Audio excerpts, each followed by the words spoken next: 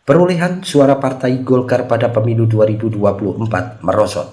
Pada pemilu sebelumnya, Partai Golkar memperoleh 6 kursi di DPRD Nganjuk. Sementara pada pemilu saat ini hanya memperoleh 4 kursi. Hal inilah yang membuat Ketua Dewan Pertimbangan Partai kecewa.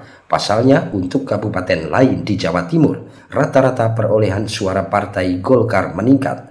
Sebelumnya, Ketua DPRD Partai Golkar Nganjuk mentargetkan 8 kursi di DPRD. Dalam waktu dekat, Ketua Dewan Pertimbangan Partai akan meminta Ketua untuk mengadakan musda untuk membenahi partai dan mengambil langkah arah partai dalam pilkada mendatang. Adi Wibowo, Ketua Dewan Pertimbangan Partai Golkar mengaku kecewa atas merosotnya suara di Nganjuk. Ia akan meminta Ketua untuk segera mengadakan musda. Ya, kalau kami dari Ketua Dewan Pertimbangan Partai yang utama kecewa. Yang kedua, kita harus segera membenahi dan evaluasi kenapa sih suara Golkar merosot, khususnya di Nganjuk. Karena di lain daerah semua perolehan Golkar meningkat.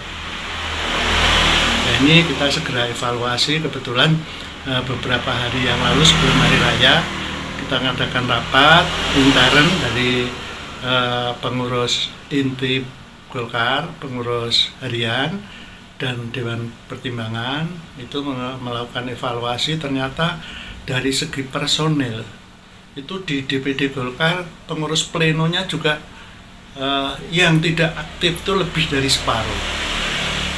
Kemudian PK-PK banyak yang meninggal dan mengundurkan diri.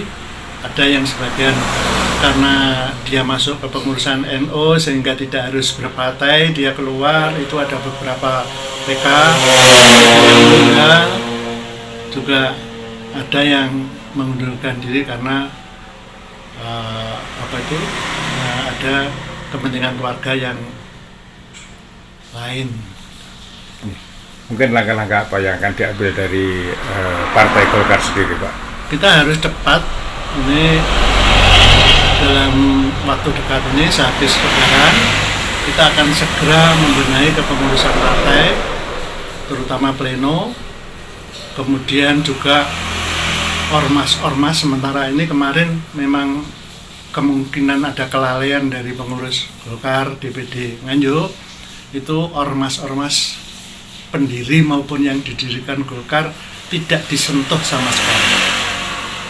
Sehingga ya kalau kita dikatakan merosot, kalah, saya kira juga tidak ada salahnya. Mungkinkah ada reorganisasi di kepengurusan Partai Golkar sendiri, Pak? Ya, kita harus segera membenahi kelengkapan partai. Itu ada beberapa bentuk, nanti gimana kita akan ngumpulin semua pengurus, bentuknya apa? Apakah cukup dengan rapat pleno atau rapim atau musda? Apa ada potensi pergantian ketua Golkar, Pak? Sampai saat ini belum, karena sudah waktunya juga hampir habis masa jabatan. Pak, dengan kondisi Golkar saat ini dan kursi merosot, bagaimana peluang-peluang untuk pilkada ke depan?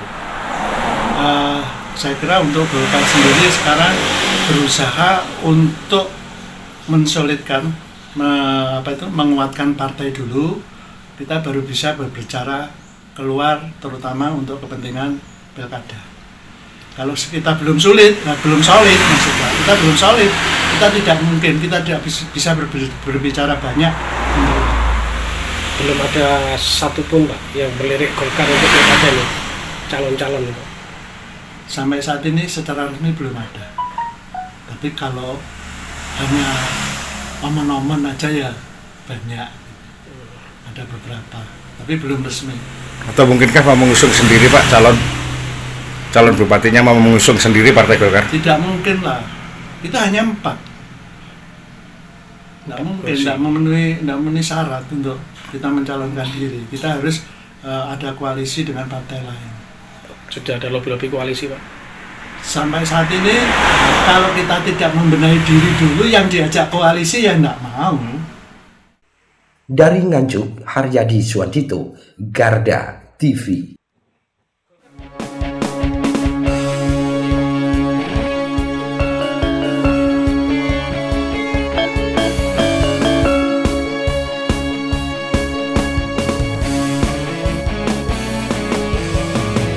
Garda Revolusi Multi